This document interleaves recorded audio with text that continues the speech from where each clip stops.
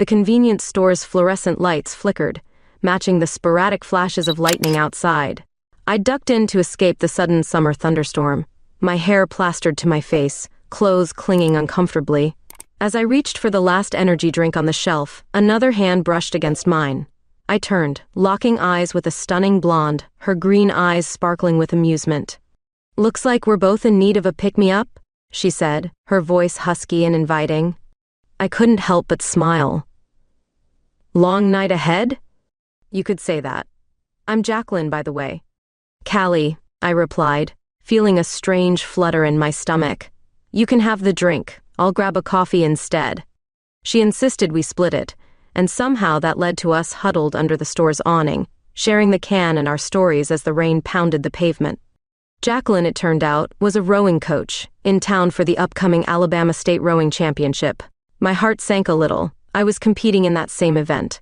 "So, you're my competition," I said, trying to keep my tone light. Her eyebrow arched. "Competitor or not, I'm enjoying the company." We chatted for what felt like hours, the conversation flowing as easily as the rain around us. I found myself drawn to her confidence, her passion for the sport we both loved. As the storm began to subside, I realized I didn't want the night to end. "I should get going," Jacqueline said, glancing at her watch. "Early morning training and all that." I nodded, feeling a pang of disappointment. "Yeah, same here.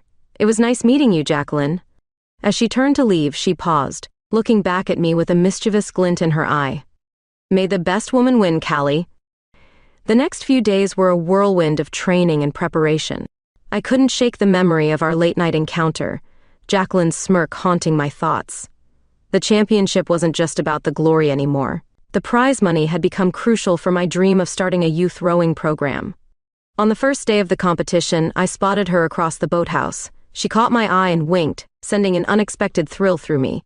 As I prepared my boat, I overheard snippets of conversation. Apparently, Jacqueline needed the prize money too, for some business venture of her own. The qualifying rounds were intense. I pushed myself harder than ever, acutely aware of Jacqueline's presence on the water. We both made it through to the finals, setting the stage for a showdown neither of us could afford to lose.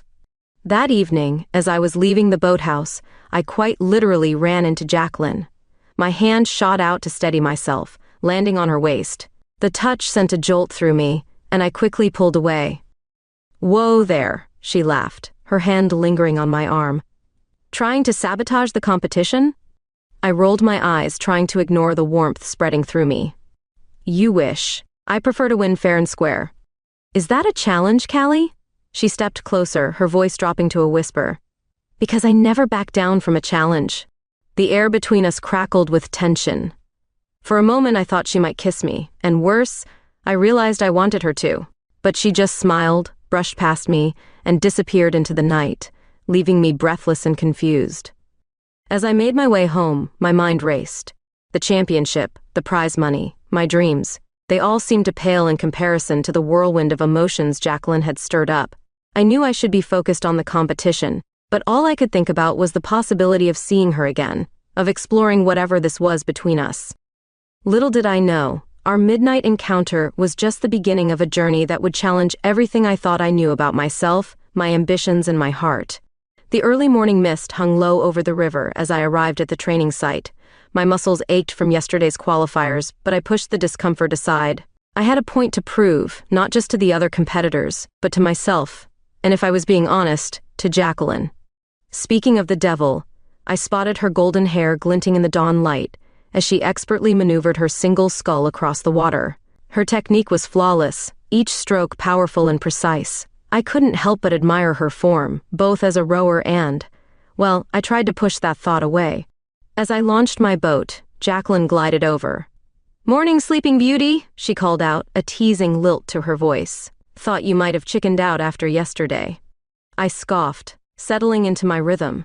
"In your dreams, King. I'm just getting warmed up." We fell into an unspoken competition, matching each other stroke for stroke. Her style was different from mine. Where I relied on raw power, she had a grace that made it look effortless. As much as I hated to admit it, I was learning from her. Hours passed, and by the time we called it quits, we were both drenched in sweat and breathing hard. As we secured our boats, Jacqueline turned to me, her green eyes sparkling with mischief. "Not bad, Foster. You might actually give me a run for my money." I rolled my eyes, but couldn't suppress a grin. "Oh, I plan to do more than that." Over the next few days, our rivalry took on a life of its own. We'd bump into each other at the local cafe, each trying to outorder the other with increasingly ridiculous coffee concoctions. At the gym, it became a game of who could outlast the other on the rowing machine. But beneath the competitive banter, something else was brewing. I found myself looking forward to our encounters, my heart racing every time I caught sight of her. It wasn't just about the championship anymore.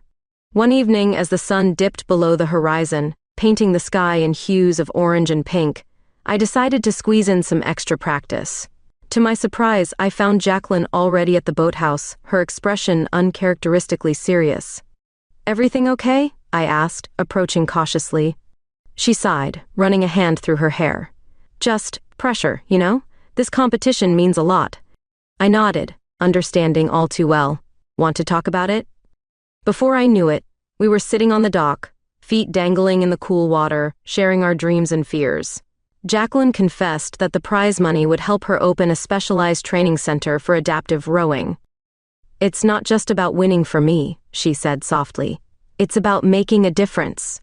I found myself opening up too, telling her about my plans for a youth program, hoping to give kids the opportunities I never had growing up. As we talked, the competitive tension between us shifted into something softer, more intimate. In the fading light, Jacqueline's eyes seemed to glow. She leaned in, her voice barely a whisper. "You know, Callie, you're not at all what I expected." My breath caught in my throat. We were close, so close I could feel the warmth of her breath on my skin. For a moment, I thought she might kiss me, and gosh, I wanted her to. But a loud splash from a jumping fish broke the spell, and we both jerked back, laughing nervously. As we packed up to leave, an awkward silence fell between us. At the parking lot, Jacqueline paused, her hand on her car door. "Callie," she started, then hesitated. "Good luck tomorrow. May the best woman win, right?" I nodded, my voice oddly hoarse. "Right. See you on the water." As I drove home, my mind was a whirlwind of emotions. The competition was heating up, both on and off the water. I knew I should be focused on winning, on securing my dream. But every time I closed my eyes, all I could see was Jacqueline's face in the fading light, so close to mine. The next morning, I arrived at the boathouse early, determined to clear my head. But as I rounded the corner, I overheard two other competitors gossiping. "Did you see Foster and King yesterday? Talk about fraternizing with the enemy. I heard they've been practicing together. Seems fishy if you ask me." My cheeks burned with a mix of embarrassment and anger. Is that what people thought? That we were somehow cheating? The idea was absurd, but I couldn't deny the growing connection between Jacqueline and me. As if summoned by my thoughts, Jacqueline appeared, her expression guarded. "Callie, we need to talk." I nodded, my stomach churning with anticipation. Whatever was happening between us, it was clear things couldn't continue as they were. Something had to give. But what would be left standing when the dust settled? Jacqueline led me to a quiet corner of the boathouse, her usual confidence replaced by an uncharacteristic nervousness. "We need to be careful," she said in a low voice. "People are starting to talk." I nodded, trying to ignore the way my heart raced at her proximity. "I heard. They think we're, what, conspiring?" She ran a hand through her hair, a gesture I'd come to recognize as a sign of frustration. "Something like that. Look, Callie, I don't want to jeopardize either of our chances in this competition." "Neither do I agreed. Even as a part of me rebelled against the idea of distancing ourselves. "So what do we do?" Jacqueline's green eyes met mine, a mix of determination and something softer I couldn't quite name. "We keep things professional, at least until after the championship." I swallowed hard, pushing down the disappointment rising in my chest. "Right, professional." But as the days wore on, professional proved harder to maintain than either of us had anticipated. We still found ourselves gravitating towards each other, our competitive banter taking on a flirtatious edge that was impossible to ignore. One evening, after a particularly grueling training session, I decided to take a risk. "Hey," I called out to Jacqueline as she was leaving the boathouse. "Want to grab a drink?" Strictly off the record, of course. She hesitated for a moment, then smiled. Why not? I know a place where we won't be recognized. The bar she took me to was a hole-in-the-wall joint on the outskirts of town, dim lighting and country music creating an atmosphere of anonymity. As we nursed our beers, the conversation flowed easily, moving from rowing techniques to childhood dreams and everything in between. You know, Jacqueline said, her voice slightly husky from laughter, in another life, we could have been great friends. I felt a warmth that had nothing to do with the alcohol. Who says we can't be in this one? Her eyes locked with mine, and for a moment the world seemed to stand still. Then, almost in slow motion, she leaned in. Our lips met in a kiss that was soft and tentative at first, then grew more passionate as we gave in to the tension that had been building between us for weeks. When we finally broke apart, both breathless, reality came crashing back. Shit, Jacqueline muttered, running a hand over her face. We shouldn't have done that. No, I agreed, even as every fiber of my being screamed otherwise. We shouldn't have.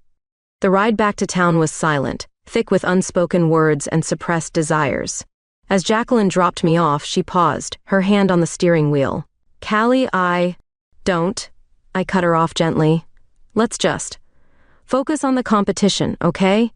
She nodded, a sad smile playing on her lips. Okay. The next few days were a blur of training and stolen glances. We kept our distance publicly, but I could feel Jacqueline's eyes on me during practice, just as I couldn't keep mine off her. The gossip had died down, but the tension between us was palpable. Then came the night that changed everything. A sudden storm had rolled in, catching me off guard during a late practice session. As I struggled to secure my boat in the howling wind and pelting rain, I saw a figure running towards me. Callie. Jacqueline's voice barely carried over the storm. Are you okay? Before I could answer, a gust of wind caught me off balance. I stumbled, nearly falling into the churning river, but Jacqueline's strong arms caught me, pulling me close. We stood there for a moment, rain soaking us to the bone, bodies pressed together.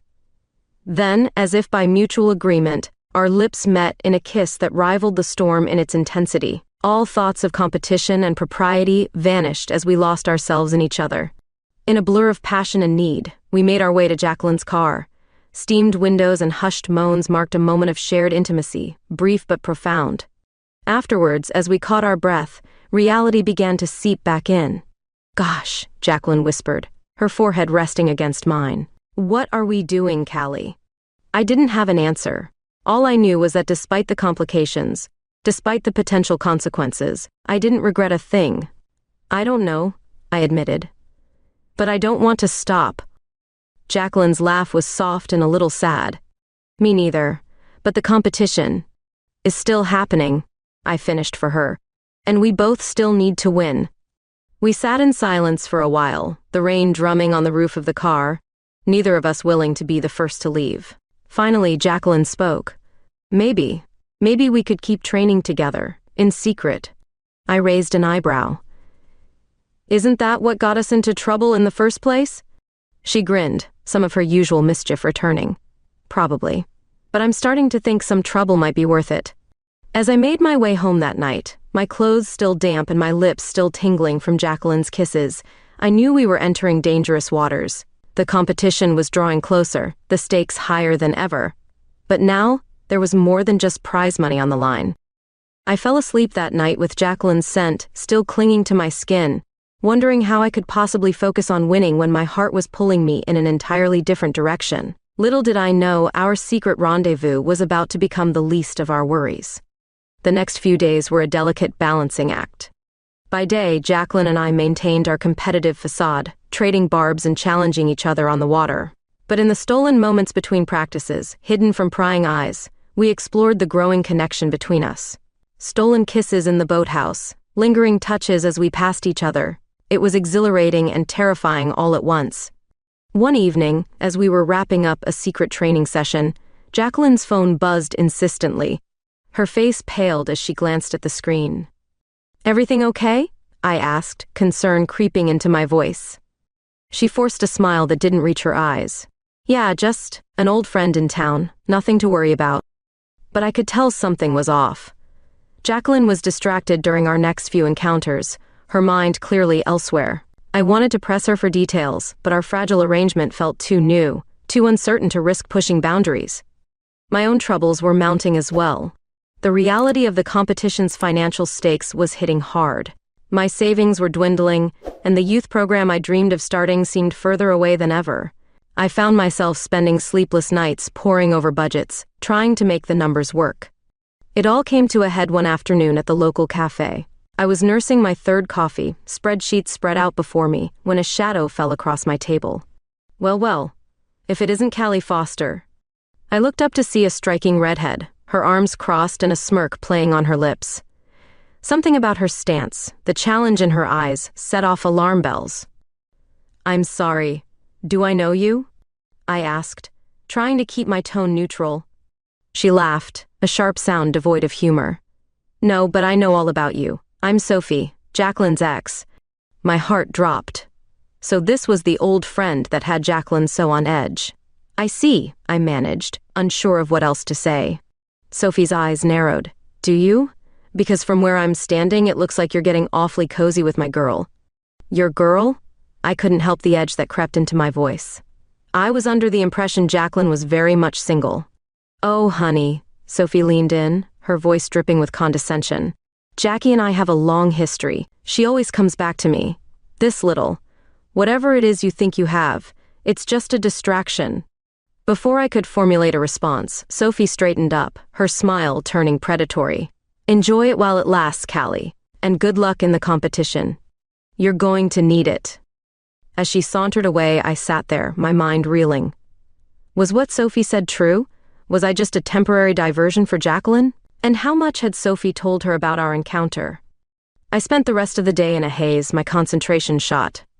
During the evening practice, I could feel Jacqueline's concerned glances, but I couldn't bring myself to meet her eyes. As we were packing up, she finally cornered me. "Callie, what's wrong? You've been off all day." I took a deep breath, steeling myself. "I met Sophie today." Jacqueline's sharp intake of breath was all the confirmation I needed. "Shit, Callie, I can explain." "Can you?" I interrupted, surprising myself with the hurt in my voice. "Because from where I'm standing, it looks like you've been keeping some pretty big secrets." Her green eyes, usually so confident, now shimmered with something close to panic. "It's complicated. Sophie and I. We have history, yes, but it's over. Has been for a long time." "Then why is she here? Why did she seem so sure you'd go back to her?"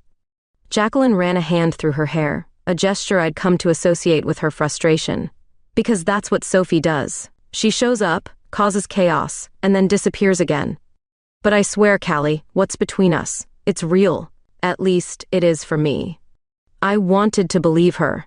Gosh, every part of me ached to trust in the sincerity I saw in her eyes. But the doubt had been planted, and with the competition looming ever closer, I couldn't afford distractions. "I need some time," I said finally, hating the way Jacqueline's face fell. "To think, too.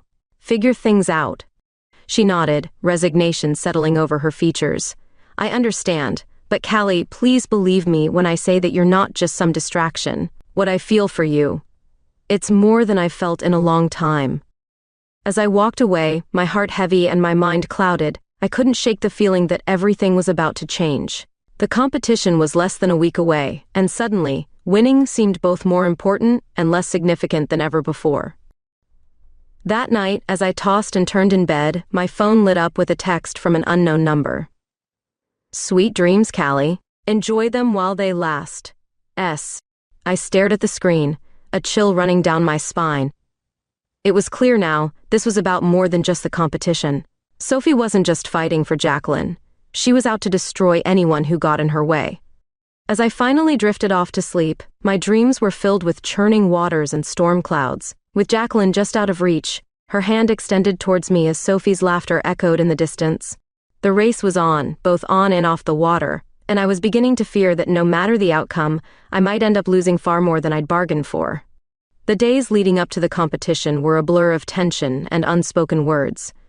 Jacqueline and I maintained a professional distance during practice, but I could feel her eyes on me, filled with a mixture of longing and regret. Sophie's presence loomed like a storm cloud, her chance appearances at the boathouse and local haunts a constant reminder of the complications in our lives. I threw myself into training, pushing my body to its limits. If I couldn't control the chaos in my personal life, At least I could control my performance on the water. But even as I honed my skills, a nagging voice in the back of my mind wondered if it would be enough. 2 days before the competition, disaster struck. I was in the middle of a particularly grueling practice session, the early morning mist still clinging to the water's surface. Lost in the rhythm of my strokes, I didn't notice the partially submerged log until it was too late. The impact sent me sprawling, my oar snapping like a twig. As I struggled to right myself, a searing pain shot through my shoulder. Panic set in as I realized I couldn't move my arm properly. "Callie!" Jacqueline's voice cut through the fog of pain. She'd been practicing nearby and had witnessed the whole thing. In moments, she was beside me, her strong arms helping me back into my boat. "I'm fine," I tried to insist, but the grimace on my face betrayed me. Jacqueline's eyes narrowed. "Like hell you are. We're getting you checked out, now." The trip to the emergency room was a blur. X-rays revealed no broken bones, but the doctor's prognosis wasn't encouraging. "Severe strain," he said, his voice maddeningly calm. "You'll need to rest it for at least a week." "A week?" I echoed, disbelief coloring my voice. "But the competition is in 2 days." The doctor's sympathetic look did nothing to quell the panic rising in my chest. "I'm sorry, but if you push it now, you risk permanent damage." As we left the hospital, my arm in a sling and my dreams seemingly in tatters, Jacqueline was uncharacteristically quiet. When we reached my apartment, she finally spoke. "This is my fault," she said, her voice barely above a whisper. I turned to her confused. "What are you talking about?" Jacqueline's eyes met mine, filled with guilt. "I saw Sophie near the boathouse yesterday. She was acting suspicious, but I didn't think. Gosh, Callie, I think she might have sabotaged your boat." The accusation hung in the air between us. Part of me wanted to dismiss it as paranoia, but another part knew it was entirely possible. Sophie had made it clear she'd do anything to win, both the competition and Jacqueline. "Even if that's true," I said finally, "it doesn't change anything. I can't compete like this."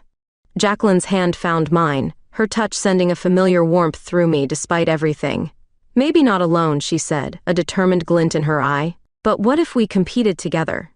I blinked, sure I'd misheard. "What?" "Think about it," Jacqueline continued, excitement building in her voice. "There's a doubles event. With your power and my technique, we'd be unstoppable. And the prize money for doubles is even higher, enough to fund both our projects." The idea was crazy. We'd be sacrificing our individual chances, risking everything on a partnership that was complicated at best. But as I looked into Jacqueline's eyes, seeing the hope and determination there, I felt a spark of possibility ignite within me. "You'd do that?" I asked, my voice soft. "Give up your shot at the singles title?" Jacqueline's hand tightened around mine. "Callie, these past few weeks, they've shown me that some things are more important than winning. You're more important." Before I could respond, she leaned in, her lips meeting mine in a kiss that was both tender and fierce. All the tension, the doubt, the fear of the past days melted away as I lost myself in her embrace. When we finally parted, both breathless, I couldn't help but smile. "Okay," I said, my heart racing with more than just excitement. "Let's do it."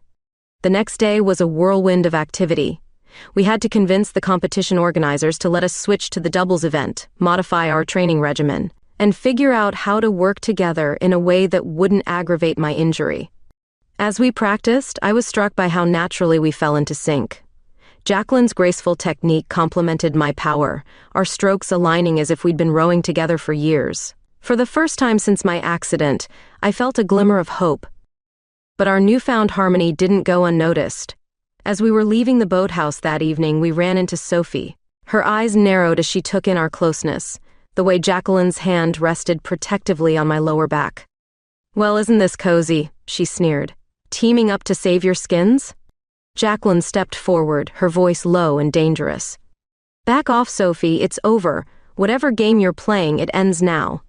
Sophie's laugh was cold.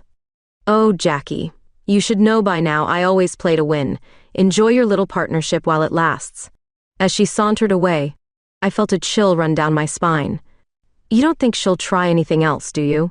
Jacqueline's arm tightened around me. "I don't know. But whatever happens, we face it together, okay?" I nodded, leaning into her warmth. "Together." That night, as we lay tangled in my sheets, our bodies still humming from a moment of shared passion, I found myself marveling at the turn my life had taken. A month ago, Jacqueline had been my rival, someone to beat. Now, she was my partner in every sense of the word.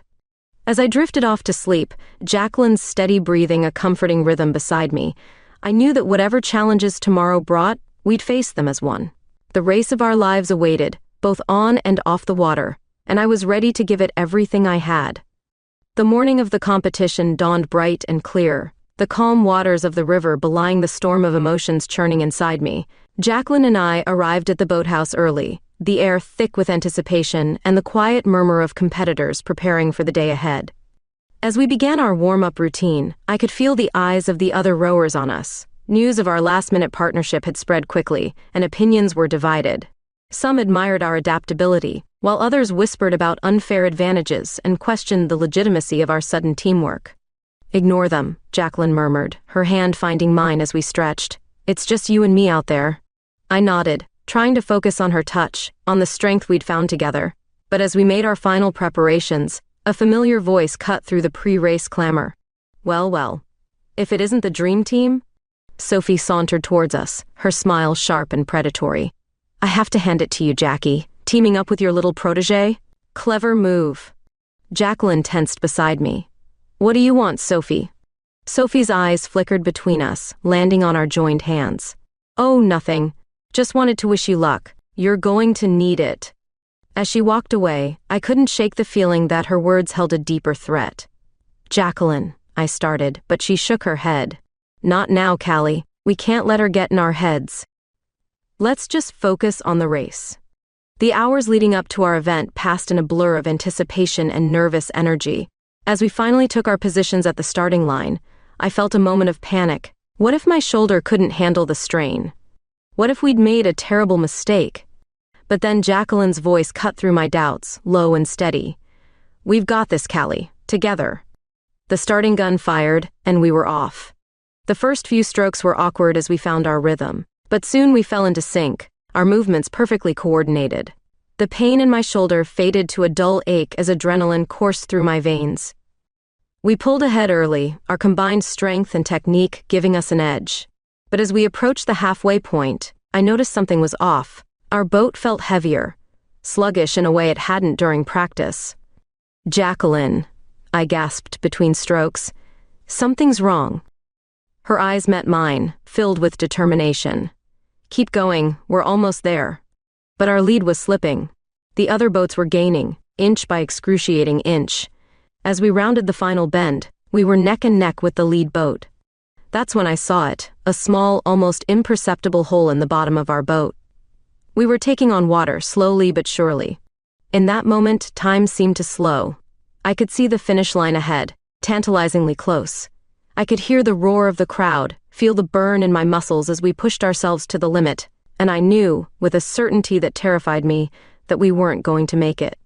"Jacqueline," I shouted over the noise, "we're sinking." Her response was immediate and unexpected. Then we go down fighting. With a surge of strength I didn't know I possessed, I matched Jacqueline's increased pace. We were practically flying over the water now, our boat riding lower with each stroke. The other teams were falling behind, unable to match our desperate speed. The finish line loomed ahead, a beacon of hope. 20 meters, 10, 5. And then, just as we crossed, our boat gave a final, lurching shudder and began to sink in earnest. We tumbled into the water, gasping and sputtering, as the crowd erupted in chaos. Strong hands pulled us from the river, officials, other competitors, all shouting questions we couldn't hear over the ringing in our ears. As we stumbled onto the shore, soaking wet and exhausted, I turned to Jacqueline. "Did we?" I couldn't finish the question. Her smile was radiant, despite the water dripping from her hair. "We did it, Callie, we won." The realization hit me like a tidal wave. We'd done it. Despite everything, my injury, Sophie's sabotage, the sinking boat, we'd won. As the officials confirmed our victory and the crowd's cheers washed over us, Jacqueline pulled me close. Her lips found mine in a kiss that tasted of river water and triumph, and I didn't care who saw. But our celebration was short-lived. As we broke apart, I saw Sophie being led away by security, her face a mask of fury. And behind her, looking grim and official, were two men in suits. "Callie Foster, Jacqueline King," one of them called out. "We need to speak with you. There are some questions about the integrity of this race."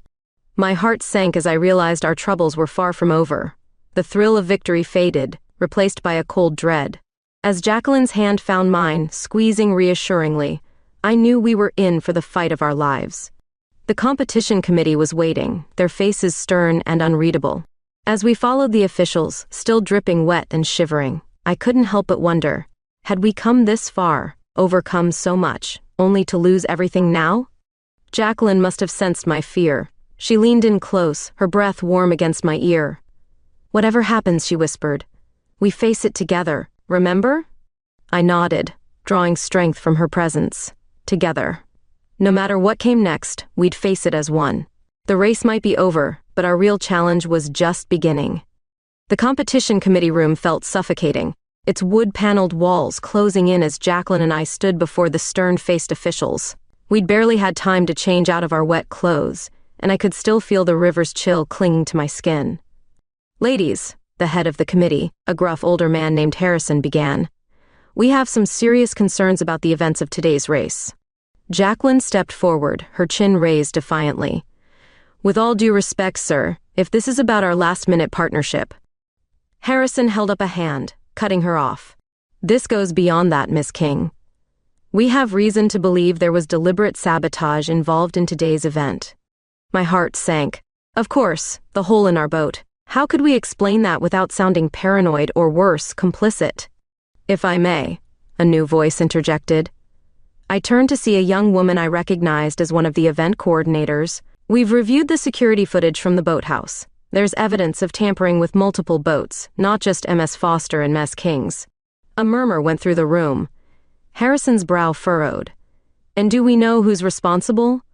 The coordinator nodded, her expression grim. "Yes, sir, it appears to be Sophie Randall." The name hung in the air like a thunderclap. Jacqueline's hand found mine, squeezing tightly. "Sophie?" Harrison echoed, disbelief coloring his voice. "But she's a respected competitor. Why would she?" "Because of me," Jacqueline said softly, her voice laden with guilt.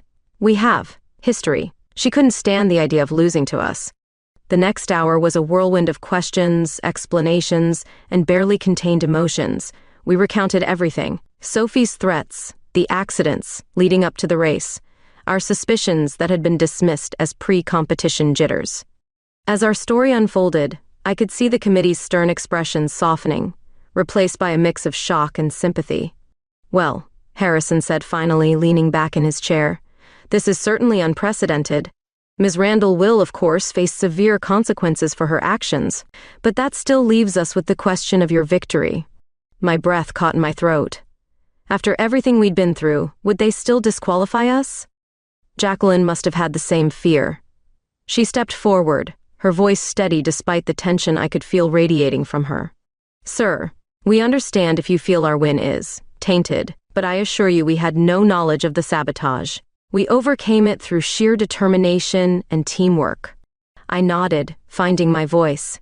"We're willing to race again if that's what it takes to prove ourselves." Harrison exchanged glances with the other committee members, a silent conversation passing between them.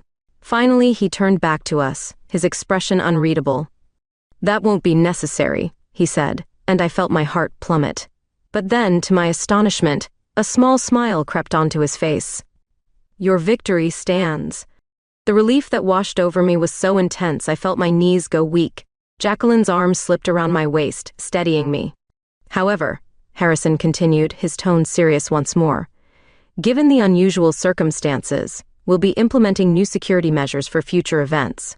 And we'd like your input on how to prevent such incidents going forward." As we left the committee room, the reality of what had just happened began to sink in. We'd won. Despite everything, we'd come out on top. The boathouse was eerily quiet as we made our way back to collect our things. Most of the other competitors had long since left, the day's events casting a somber pall over what should have been a celebratory atmosphere. As we approached our lockers, a familiar figure stepped out of the shadows.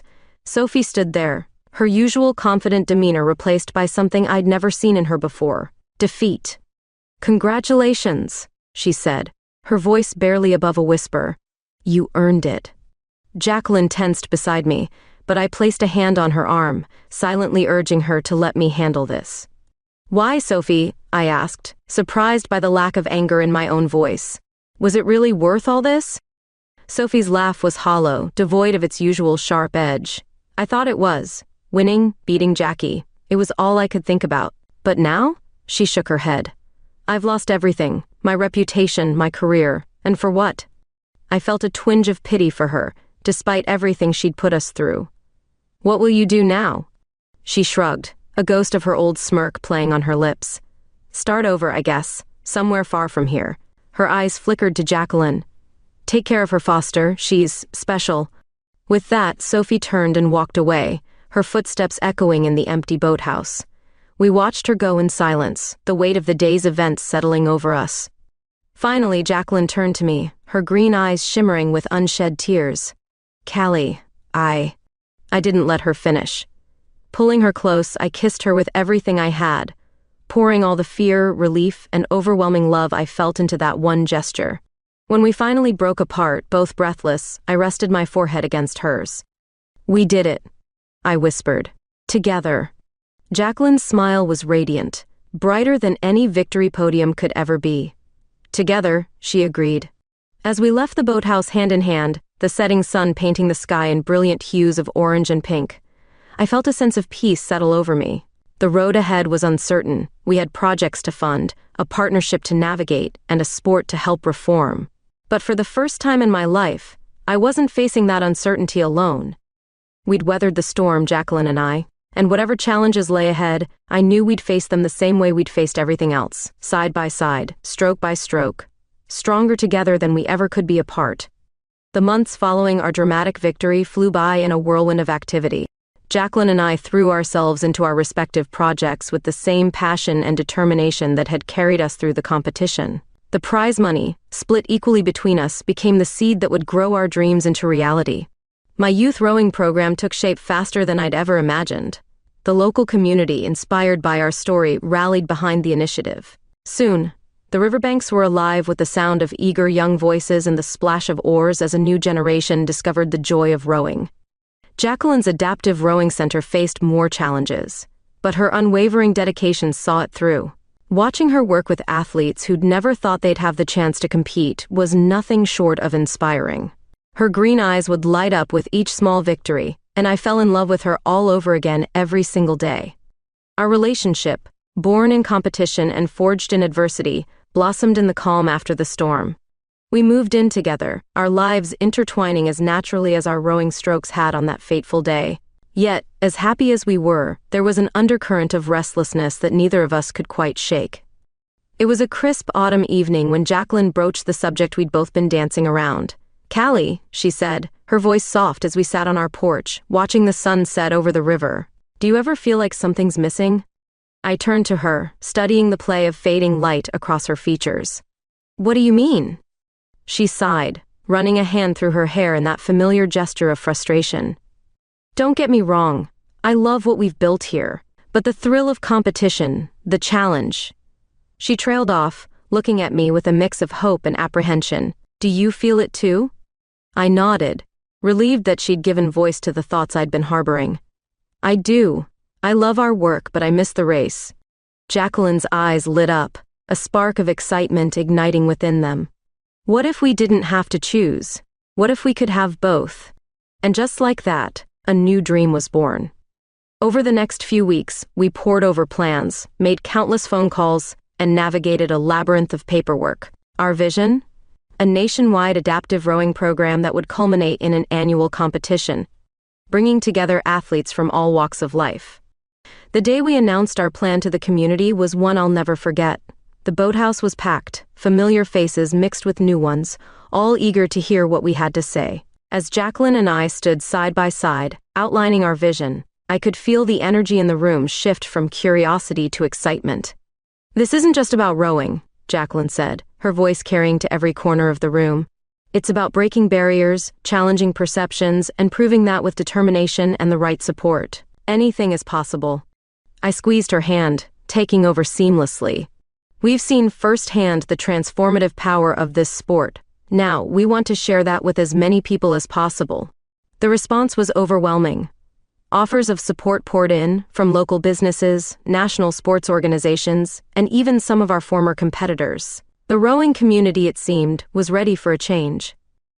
As we worked to bring our vision to life, Jacqueline and I found ourselves facing new challenges. There were late nights poring over budgets, heated debates over logistics, and moments of doubt when the task seemed insurmountable. But through it all, our partnership remained unshakable. The morning of our first nationwide competition dawned bright and clear, reminiscent of that day that had changed everything. As Jacqueline and I stood on the shore, watching boats from all over the country line up at the starting line, I felt a surge of emotion so strong it nearly brought me to my knees. "We did it," I whispered, my voice choked with pride. Jacqueline's arm slipped around my waist, pulling me close. "No, Callie, we're just getting started." As the starting gun fired and the boat surged forward, I realized she was right. This wasn't an ending, but a beginning. We'd taken our passion for rowing and transformed it into something bigger than ourselves, something that would continue to grow and evolve long after we were gone. Later that evening, as we sat surrounded by celebrating athletes, coaches, and supporters, Jacqueline turned to me, her eyes shining with unshed tears. "You know," she said, her voice barely audible over the joyous din. "I never thought I'd say this, but I'm glad Sophie sabotaged our boat that day." I laughed, surprised. "Really? Why's that?" Jacqueline's smile was soft, full of love and wonder. "Because without that, we might never have realized that we're stronger together than apart. In rowing, in life, in everything." As I leaned in to kiss her, the cheers of the crowd fading into background noise, I silently thanked every twist of fate that had led us to this moment. We'd started as rivals, became partners, and now we were revolutionaries, changing the face of the sport we loved. The road ahead was long, filled with challenges we couldn't yet imagine. But as I looked into Jacqueline's eyes, I knew with absolute certainty that whatever came our way, we'd face it together. Side by side, stroke by stroke, we'd continue to push forward, breaking barriers and inspiring others to do the same. Our story, I realized, was far from over. In fact, the most exciting chapters were yet to be written. And I couldn't wait to see where the current would take us next.